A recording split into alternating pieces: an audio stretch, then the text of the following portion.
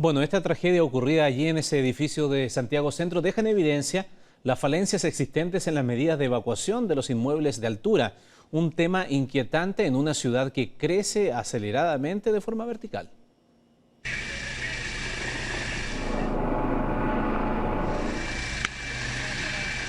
Fue una maniobra arriesgada, captada por decenas de celulares. En un helicóptero, Carabineros evacuó a 4 personas que tras el incendio huyeron desorientadas hasta la azotea de esta torre con más de 10 pisos. La legislación hoy día exige contar con un plan de evacuación y con un simulacro que debe realizarse al menos cada año. La ley estipula que todo condominio debe tener un plan de emergencia ante siniestros, como incendios, terremotos y semejantes, que incluya medidas para tomar antes, durante y después, con especial énfasis en la evacuación durante incendios. Si ellos no tienen un plan de emergencia entrenado, capacitado, las alarmas son tardías. La gente cree que puede extinguir el incendio y empieza a extinguirlo, pero no comunica a los bomberos. Lo primero que tienes que hacer tú es comunicar a los bomberos y después tratar de apagarlo si puedes. Líderes de evacuación, planes y simulacros que los vecinos del edificio incendiado hoy decían desconocer. Incluso van más allá y denuncian la nula mantención de los equipos contra incendio. Yo me venía arriba de ese edificio, se me salieron las cañerías de agua, se salieron las mangueras de agua de emergencia. No se ha hecho nunca una revisión ni tampoco una mantención de estas cosas. Son los administradores de los edificios, las juntas de vecinos, las juntas de administración las que tienen que velar porque se cumplan todos los requerimientos que están en la norma. La norma plantea a grandes rasgos que los edificios deben contar con una red húmeda y seca operativa. Si tiene más de 5 pisos, debe tener un sistema automático de detección y alarma de incendios, los llamados sensores de humo.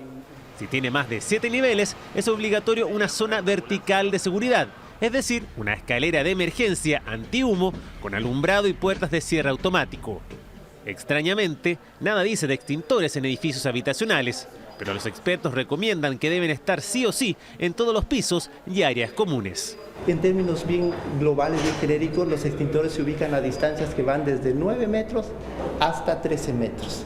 Es decir, cualquier persona ubicada en un punto al interior del edificio no debiera de recorrer más de, en este caso, 9, 11 o 13 metros para encontrar un extintor.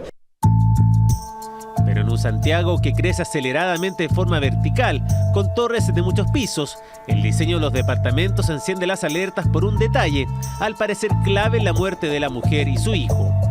Las cocinas se ubican generalmente al lado de la puerta de acceso y son justamente las cocinas los lugares con mayor riesgo de incendio. La principal vía de escape de un departamento es la puerta de calle, la puerta que da al pasillo por último en un departamento.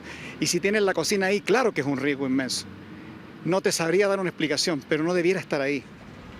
Debiera estar en un rincón, mirando quizás hacia la calle, como en los departamentos antiguos. Los expertos recomiendan fijarse en las medidas de seguridad de un edificio antes de comprar un departamento. También aconsejan contar con un extintor en su hogar. Sabemos lo que tenemos que hacer frente a un terremoto, ahora para un tsunami, pero ¿qué debemos hacer con un incendio? Estamos aquí en Tele 13 con Gabriel Huerta, segundo comandante de bomberos de Santiago. Muy buenas noches, Gabriel. ¿Cómo está, Bonano? Bueno, la pregunta la dejo planteada. ¿Qué hacer frente a un incendio como el que ocurrió hoy día? ¿Qué hacer frente a un incendio en un edificio?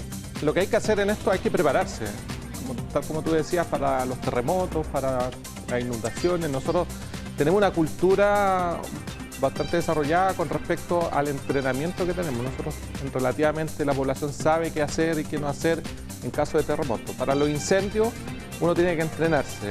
Y en los incendios, en este tipo de edificios, existen normativas que uno tiene que cumplir. Existen normativas como la Ley de Urbanismo y Construcción, que indica una serie de requisitos para este tipo de edificios que deben de cumplir, como son los sistemas de protección contra incendios, lo que tiene que hacerse desde el punto de vista de los planes de emergencia que tienen que tener estos edificios. Tiene que tener plan de evacuación. Tiene que tener un plan de evacuación, ese plan tiene que estar entrenado, la gente tiene que estar preparada para saber responder en caso de un incendio como el que vimos en la tarde.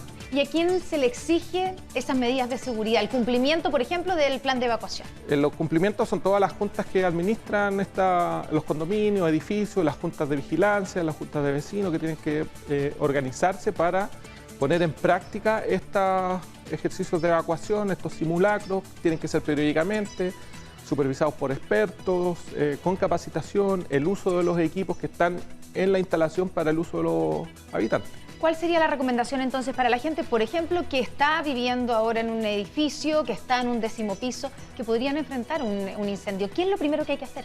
Lo primero es que como usuarios, como habitantes del edificio, son los primeros que tienen que fiscalizar. Si la misma gente no es la que fiscaliza, que se cumplan con las medidas de seguridad, que muchas veces son de sentido común, que las cosas funcionen, que las cosas no tengan artefactos que los obstruyan, son los primeros que tienen que fiscalizar. Y en estas reuniones donde se llaman en la junta o los condominios, donde se reúnen, tienen que exigir que exista la capacitación, preparación, que se entrene, que se practiquen los planes de emergencia que están en los edificios. Y para terminar, Gabriela, aquí vemos un caso dramático donde la medida que toma, ¿cierto?, esta madre es lanzarse por la ventana para intentar salvarse de las llamas. Es importante en este caso, ¿cuál es la opción, digamos? Porque hemos visto otros casos donde también la gente tiende a hacer eso. Sí, bueno, es muy difícil en una situación extrema, partiendo de una situación extrema, algo que uno no está acostumbrado, pero con el entrenamiento uno debiera seguir algunas indicaciones. Muchas indicaciones hablan de que las personas cuando hay incendio en departamento o en casa tienen que gatear, tratar de buscar la salida, protegerse, pedir ayuda especializada. Para este caso los incendios son los bomberos los que tienen que ir. Una de sus funciones dentro del protocolo de este tipo de incendio es buscar personas. Nuestra función principal es salvar vidas primero y posteriormente salvar bienes.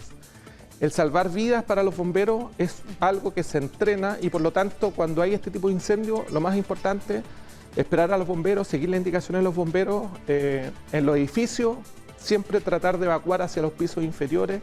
En este incendio de la tarde tenía una caja de escala de seguridad que hubiese permitido evacuar el edificio sin mayor consideración.